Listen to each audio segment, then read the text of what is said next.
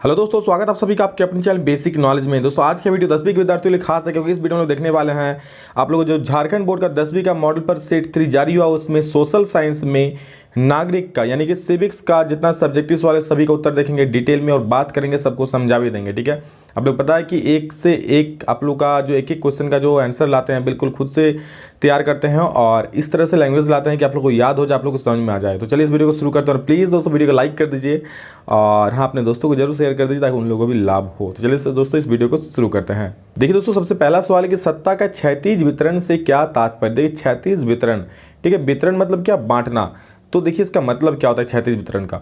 तो लोकतंत्र में शासन के विभिन्न अंगों के बीच, शासन के विभिन्न अंग मतलब क्या, कार्यपालिका हो गया, न्यायपालिका हो गया, विधायिका, शासन जिसके थ्रू चलता है उसे शासन का अंग बोलते हैं। लोकतंत्र में शासन के विभिन्न अंगों के बीच जैसे विधायिका, कार्यपालिका और न्यायपालिका के बीच सत्ता का बंटवारा होता है। ठीक है, इस प्रकार के बंटवारे को क्षैतिज बंटवारा कहता है। आप लोग पूछिए सर कार्यपालिका विधायिका क्या होता है, कार्यपालिका क्या होता है, न्यायपालिका। सुनिए ध्यान से, विधायिका मतलब जितने आप लोग का सांसद हो गया, विधायक, ये सारा जो होता है वो लोग विधायिका में आ गए। जितना नेता मंत्री होता है सब विधायिका में। ठीक है, कार्यपालिका मतलब जो कार्य करता है, जैसे आप लोग का जो अफसर लोग होते हैं, ठीक है, जो सरकारी तंत्र को चलाते हैं, मेन यही लोग सारा कार्य करता है। ठीक है, मेन जितना सारा कार्य होता है यही लोग करते हैं। जितना आपका हो गया एसपी, डीसी, जितना मतलब सरकारी तंत्र, जितने अफसर तंत्र है सारे चीज़। और न्यायपालिका मतलब जो न्यायालय होता है, यानी कि कोर्ट, कानून, पुलिस थाना, ये सब न्यायपालिका हो गया, जो न्याय देने का काम करता है। तो ये शासन के विभिन्न अंग हो गया। ठीक है, तो इसका जो इसके प्रत्येक को एक भार दिया गया है, सत्ता का भार दिया, हर एक को काम का भार दिया गया है। तो उसी के बंटवारे को देखिए कि बीच सत्ता का बंटवारा होता है। इस प्रकार के बंटवारे को क्षैतिज बंटवारा कहते हैं, या क्षैतिज बंटवारा बोलिए या वितरण बोलिए, सेम बात है। ठीक है, इस प्रकार के बंटवारे में सत्ता के विभिन्न अंग एक ही स्तर पर रहकर अपनी शक्तियों का प्रयोग करते हैं। ठीक है, एक ही स्तर पर रहकर अपना अपना जो शक्ति है उसका प्रयोग करके जनता का काम करते हैं।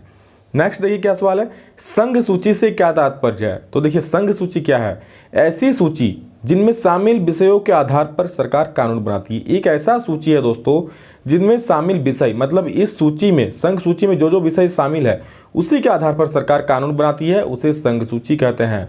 संविधान लागू होने के समय इस सूची में कितना विषय था, 97 विषय था, लेकिन अब वर्तमान में दोस्तों इस पर 100 विषय है। ठीक है, तो संघ सूची क्या हो गया, ऐसी सूची जिसमें शामिल विषयों के आधार पर सरकार नया कानून बनाती है, उसे हम लोग क्या कहते हैं, संघ सूची कहते हैं।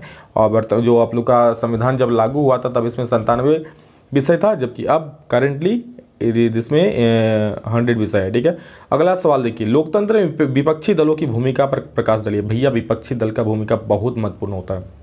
विपक्षी दल मतलब अगेंस्ट पार्टी जो होता है, अगेंस्ट पार्टी जो होता है, जैसे बीजेपी का हो गया, अगेंस्ट पार्टी कौन है, कांग्रेस हो गया। ठीक है, तो हर एक जैसे जो सत्ता में होता है एक दल और एक पार्टी, और एक पार्टी अगेंस्ट में होता है। ठीक है, तो विपक्षी दलों की भूमिका बहुत महत्वपूर्ण होती है। ठीक है, तो देखिए क्या करता है विपक्षी दलों का काम क्या है, कैसे महत्वपूर्ण होती है।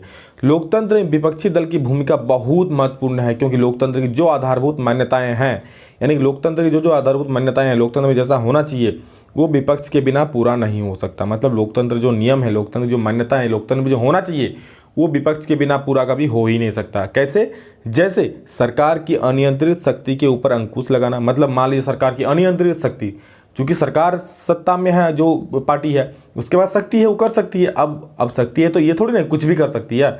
तो उसी मान लीजिए अगर वो कुछ ऐसा काम करती है जो नहीं करना चाहिए, तो अनियंत्रित शक्ति के ऊपर अंकुश लगाना कि गलत काम ना करे। ठीक है, उसकी आलोचना करना, उस पर अंकुश लगाना, ये हो गया विपक्षी दल का काम।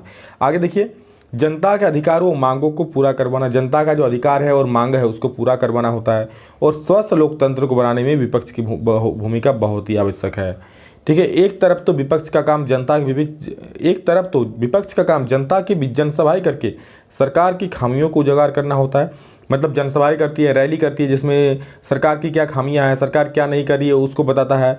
वहीं दूसरी तरफ क्या करता है, सदन के अंदर, ठीक है, सदन के अंदर क्या करता है, सत्ता पक्ष को जनता के हित में कानून बनाने के लिए विवश करना होता है। सत्ता पक्ष, जो पार्टी सत्ता में है, जो उसके हाथ में पावर है अभी, ठीक है, उसको जनता के हित में कानून बनाने के लिए मजबूर करता है कि ऐसा बनाओ ताकि जनता को आसानी हो। इस प्रकार लोकतंत्र में विपक्षी दल की बहुत महत्वपूर्ण भूमिका है। ठीक है, आप लोग देखें कोई भी विपक्षी दल कभी भी दूसरा पार्टी का तारीफ नहीं करता है, और ये तारीफ नहीं करता है अच्छा ही है, तभी जो पार्टी अभी सत्ता में है वो लोग कुछ अच्छा काम करने के लिए मजबूर होता है। ठीक है, नेक्स्ट, सत्ता के साझेदारी के 4 रूपों का वर्णन करने बोला। तो देखिए सत्ता के साझेदारी के 4 रूप क्या क्या है। सबसे पहला, सत्ता की साझेदारी के 4 रूप निम्नलिखित है, यहाँ है होगा। ठीक है, क्या क्या, सत्ता का क्षैतिज वितरण, क्षैतिज वितरण भी हम बता दिए कि जिसमें आप लोग का शासन का सत्ता का बंटवारा हो जाता है अलग अलग अंगों के बीच। पता है विधायिका, कार्यपालिका, न्यायपालिका के बीच सत्ता का बंटवारा होता है, इसे हम सत्ता का क्षैतिज वितरण कहते हैं। इसमें हर अंग एक दूसरे पर अंकुश रखता है, ठीक है, ये क्षैतिज वितरण तो हम पहले ही बोले। नेक्स्ट, सत्ता का ऊर्ध्वाधर वितरण, ठीक है, सरकार के विभिन्न अंगों के बीच सत्ता का बंटवारा हो सकता है, जैसे पूरे देश के लिए केंद्र सरकार और प्रत्येक राज्य के लिए राज्य सरकार। अब देखिए सत्ता का ऊर्ध्वाधर वितरण क्या होता है, देखिए ये तो हो गया क्षैतिज वितरण, जो हो गया जो अलग अलग कार्यपालिका, विधायिका, न्यायपालिका बीच होता है। लेकिन जो ऊर्ध्वाधर वितरण होता है दोस्तों, जैसे इसमें भी सत्ता का वितरण होता है। कैसे कि पूरे देश में जो शासन करता है वो क्या होता है, राज्य सरकार होता है। पूरे देश के लिए केंद्र सरकार, सॉरी राज्य सरकार बोले, केंद्र सरकार। पूरे देश के लिए क्या होता है, केंद्र सरकार जो पूरे देश पर शासन करता है। और फिर सत्ता को बंटवारा करके राज्य के लिए भी कर दिया है, जो प्रत्येक राज्य के लिए अलग अलग सरकार है उसको बोलते हैं राज्य सरकार। तो यहाँ भी सत्ता का बंटवारा हुआ है, राज्यों के बीच शासन का बंटवारा हुआ है। देश में एक पूरा देश में शासन व्यवस्था अलग है और राज्यों में अलग अलग शासन व्यवस्था जो राज्य सरकार चलाती है, ठीक है। तो यहाँ भी सत्ता का बंटवारा हुआ है। नेक्स्ट, विभिन्न सामाजिक समूहों में सत्ता का बंटवारा। कैसे, सत्ता का बंटवारा विभिन्न सामाजिक समूह जैसे धर्म के आधार पर, भाषा के आधार पर भी हो सकता है। अल्पसंख्यक समुदायों को इसके आधार पर सत्ता में हिस्सेदारी दे। देखिए अब सत्ता में बंटवारा कैसा होता है, सत्ता में हिस्सेदारी कैसी होती है कि अलग अलग धर्म, अलग अलग भाषा के आधार पर भी सत्ता में बंटवारा होता है, ठीक है। धर्म के आधार पर, सामाजिक समूह में, जो भाषा के आधार पर, इसके आधार पर भी होता है। जैसे जिसमें अल्पसंख्यक हो गया, अल्पसंख्यक लोगों को इसमें अधिकार मिलता है, उन लोगों को भी सत्ता में हिस्सेदारी मिलती है। और लास्ट देखिए चौथा पॉइंट कि विभिन्न प्रकार के राजनीतिक दल, दबाव समूह और आंदोलनों द्वारा सत्ता में साझेदारी। दबाव, देखिए राजनीतिक दल हो गया, दबाव समूह मतलब क्या, जो सरकार पर दबाव बनाती है जो समूह, ठीक है, कि आप अच्छा काम करिए। और आंदोलन द्वारा सत्ता में साझेदारी क्या है कि सत्ता में साझेदारी का एक रूप हम विभिन्न प्रकार के दबाव समूहों और आंदोलनों द्वारा शासन को प्रभावित और नियंत्रित करने वाले को भी सत्ता में साझेदारी देके कर सकते हैं। यानी क्या, जो दबाव डालता है सरकार पर कि आप अच्छा काम करिए, विभिन्न राजनीतिक दल हो गया, उन लोगों को भी सत्ता में भागीदारी करके, देखिए यहाँ पर कि शासन को प्रभावित करके और नियंत्रित करने का जो काम करता है, उन लोगों को भी सत्ता में साझेदारी देके ये हम कर सकते हैं, ठीक है। ताकि सरकार को ये डर रहेगा कि अगर हम अच्छा काम नहीं करें तो दूसरा राजनीतिक दल है जो हमारा शासन को छीन सकता है, ठीक है, इस प्रकार। नेक्स्ट देखिए, लोग लोकतंत्र को क्यों अधिक पसंद करते हैं। भैया आप लोकतंत्र शासन में रहते हैं, आप न बताइएगा कि क्यों अधिक पसंद करते हैं। तो चलिए हम भी बता देते हैं। लोकतंत्र को निम्नलिखित कारणों से अधिक लोग पसंद करते हैं। क्यों लोकतंत्र क्यों पसंद करते हैं, क्योंकि देखिए लोकतंत्र में जनता को शासक चुनने का अधिकार होता है। हम लोग को अपना शासक चुनने का, कौन वोटिंग में खड़ा है उसको चुनने का अधिकार होता है। हमको जिसको पसंद हम उसी को वोट देंगे। अपनी इच्छा के अनुसार लोग अपने प्रतिनिधि को चुन सकते हैं, ठीक है। आपको जिसका इच्छा, जैसे आपको इस बार क्या था, मोदी को इच्छा था कि चुनने का कि मोदी सरकार बनेगी, चलिए पेट्रोल का दाम आधा हो जाएगा, 50 रुपया हो जाएगा। हम लोग को सरसों का तेल मिलेगा 60 रुपया किलो, ठीक है। चावल मिलेगा हम लोग को 10 रुपया किलो, गेहूँ मिलेगा 10 रुपया किलो। हुआ सब उल्टा ना। तो चलिए वो सब ज़्यादा अभी पेट्रोल का दाम हो गया 100 रुपया, सरसों का तेल का दाम हो गया 160 रुपया किलो। तो ऐसा नहीं होना चाहिए इस बार, देखिए। तो बस ये एक आधार मैंने एक बताया, ठीक है। आपका राजनीतिक पक्ष मत नामत अपने अपने पास है।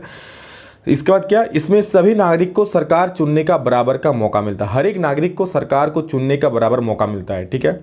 अगला क्या, लोकतंत्र में सभी को समान अधिकार मिलता है। लोकतंत्र में किसी को कम या बेसी अधिकार नहीं मिलता है, सभी को समान अधिकार मिलता है, ठीक है। आपका जो अधिकार है वो एक बड़ा आदमी को भी वही अधिकार है, ठीक है। ऐसा नहीं कि बड़ा आदमी है तो उसको ज़्यादा अधिकार प्राप्त है, सभी को समान अधिकार प्राप्त है। नेक्स्ट, इसमें शासक को जनता का ख्याल रखना पड़ता है और सभी के लिए काम करना पड़ता है। इसमें शासक को क्या, जनता का ख्याल रखना पड़ता है कि जनता ठीक से है कि नहीं है, उसको अधिकार मिल रहा है कि नहीं है, और सभी के लिए काम करना पड़ता है। लोकतंत्र में लोगों के अंदर राष्ट्र प्रेम की भावना आती है। देखिए लोकतंत्र है तो सब अपने देश को प्यार करता है, उसमें अंदर राष्ट्र प्रेम होता है, ठीक है। उसको पता है कि यहाँ जो हम लोग पूरे राष्ट्र को ठीक रखें तो हम लोग का ही अच्छा होगा। तो लोकतंत्र में लोगों को क्या होगा, अंतर्राष्ट्र प्रेम की भावना होती है। अगर कोई शासक ठीक से शासन व्यवस्था नहीं चलाता है तो अगले चुनाव में उसे सत्ता से उतार दिया जाता है। और इसलिए भी लोकतंत्र पसंद है कि मान लीजिए कोई शासक अच्छा शासन नहीं चला रहा है, मनमानी कर रहा है, ठीक है, तो फिर अगले चुनाव में उसको सत्ता से बाहर फेंक देगा, निकाल देगा जनता। तो ये सारा कारण है जिसके कारण लोकतंत्र सभी को पसंद है। अगला देखिए, गठबंधन सरकार से क्या तात्पर्य, बहुत अच्छा सवाल है। और लोकतंत्र वाला तो मोस्ट इंपॉर्टेंट है ये वाला कि लोकतंत्र में अधिक क्यों पसंद है, ये अच्छा सवाल है, याद कर लीजिए, अच्छा से समझ लीजिए। गठबंधन सरकार से क्या तात्पर्य है और 1992 में संविधान संशोधन द्वारा किस प्रकार स्थानीय सरकारों को शक्तिशाली और प्रभावी बनाया गया, बतलाइए। तो सबसे पहले हम देखेंगे गठबंधन सरकार क्या है। तो देखिए गठबंधन सरकार एक ऐसी सरकार होती है जिसमें कई राजनीतिक दल मिलकर सरकार बनाते हैं। भैया हो गया गठबंधन मतलब या गठबंधन, बंधन मतलब एक बंधन में बहुत सारा पार्टी, गठजोड़। तो गठबंधन सरकार ऐसी सरकार होती है जिसमें कई राजनीतिक दल मिलकर सरकार बनाती है। ठीक है, जैसे अभी आप लोग झारखंड में ही बना है गठबंधन सरकार है, जिसमें आपका क्या है, झामुमो है, उसके बाद क्या क्या है, जेडीयू है शायद कि आरजेडी है, उसके बाद कांग्रेस है, ये सारा पार्टी मिलकर झारखंड में सरकार बनाई है। ठीक है, और देखिए क्या है कि जब किसी पार्टी को बहुमत प्राप्त नहीं होता है जब किसी पार्टी को बहुमत प्राप्त नहीं होता है तो वो दूसरे पार्टियों के साथ मिलकर सरकार बनाता है। ठीक है, जब किसी पार्टी को बहुमत प्राप्त नहीं होता, जैसे मान लीजिए यहाँ बीजेपी है, ठीक है, कांग्रेस है या झामुमो है, जो मान लीजिए कुल सीट मान लीजिए 20 है मान लेते हैं। ठीक है, इन मान लीजिए इसको मिल गया 8 सीट। ठीक है ना, अब इनको मिल गया यहाँ पे 7 सीट।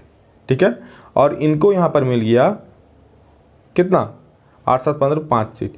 अब ये कांग्रेस और झामू बोलेगा हम आपस में मिलकर सरकार बनाएंगे, दोनों आपस में रहेंगे तो 12 हो जाएगा, जो कि बीजेपी से ज़्यादा सीट हो जाएगा। बीजेपी का 8 ही है, तो बोले हम लोग का बहुमत हो जाएगा, 12 मिल गया सीट, मतलब हम लोग सत्ता में आ जाएंगे। तो इस प्रकार गठबंधन सरकार बनाता है। ठीक है, तो ये दोस्तों इस पर गठबंधन सरकार बनता है। देखिए आगे क्या बोला है कि 1992 में संविधान संशोधन द्वारा निम्नलिखित प्रकार से स्थानीय सरकारों को शक्तिशाली और प्रभावी बनाया। कैसे, 1992 में 73वें संविधान द्वारा पंचायती राज व्यवस्था को जोड़ा गया। इसके अंतर्गत गांव स्तर पर ग्राम पंचायत, पंचायत स्तर पर पंचायत समिति तथा जिला स्तर पर जिला परिषद का गठन किया गया। क्या किया गया कि जो 1992 में 73वां संशोधन जो किया गया उसमें ग्राम स्तर पर क्या, ग्राम पंचायत का निर्माण किया गया, पंचायत स्तर पर पंचायत समिति का और जिला स्तर पर जिला परिषद का गठन किया गया। महिलाओं के लिए 1/3 सीट होगा यहाँ पे। ठीक है, 1/3 सीटों की सीटें आरक्षित की गई, 1/3 सीटें आरक्षित की गई। नेक्स्ट, इस संशोधन के द्वारा पंचायत स्तर पर चुनाव कराने के लिए आयोग गठित किया गया। इसी संशोधन के द्वारा पंचायत स्तर पर चुनाव करने के लिए आयोग का गठन किया गया। और जो लास्ट पॉइंट इसमें क्या है, इसी संशोधन द्वारा पिछड़ी अनुसूचित जाति और अनुसूचित जनजाति के लिए सीटों को आरक्षित किया गया। कि कोई मान लीजिए आप लोग को पता होगा कोई गाँव से मुखिया जो बनता है वो पिछड़ी जाति का ही बनता है, या फिर अनुसूचित जाति का ही बनता है, या फिर अनुसूचित जनजाति का ही बनता है। क्यों, क्योंकि वो लोग अभी अधिकार प्राप्त है आरक्षित का। ठीक है, आरक्षण का, इसलिए। तो दोस्तों ये था नागरिक शास्त्र, सभी का सॉल्यूशन हम यहाँ पर बता दिए डिटेली। सभी को वीडियो सभी जितने सारे हैं सभी को शेयर कर दीजिए, जितने सारे आपके दोस्त, और वीडियो को पूरा देखिए, सारा चीज़ समझ में आ जाएगा, आपको रटने का भी जरूरत नहीं पड़ेगा। ठीक है, तो प्लीज़ सभी लोग वीडियो को लाइक कर दीजिए और वीडियो कैसा लगा कमेंट में जरूर बताइए। और नेक्स्ट वीडियो में जल्द हम मिलेंगे आप लोग से अर्थशास्त्र के सॉल्यूशन के साथ। तो चैनल पर जो भी बच्चे नए हैं चैनल को सब्सक्राइब करके बेल आइकन को जरूर से प्रेस कर दीजिए। अभी के लिए इतना ही दोस्तों, नेक्स्ट वीडियो में जल्द मिलते हैं, तब तक के लिए जय हिंद, वंदे मातरम।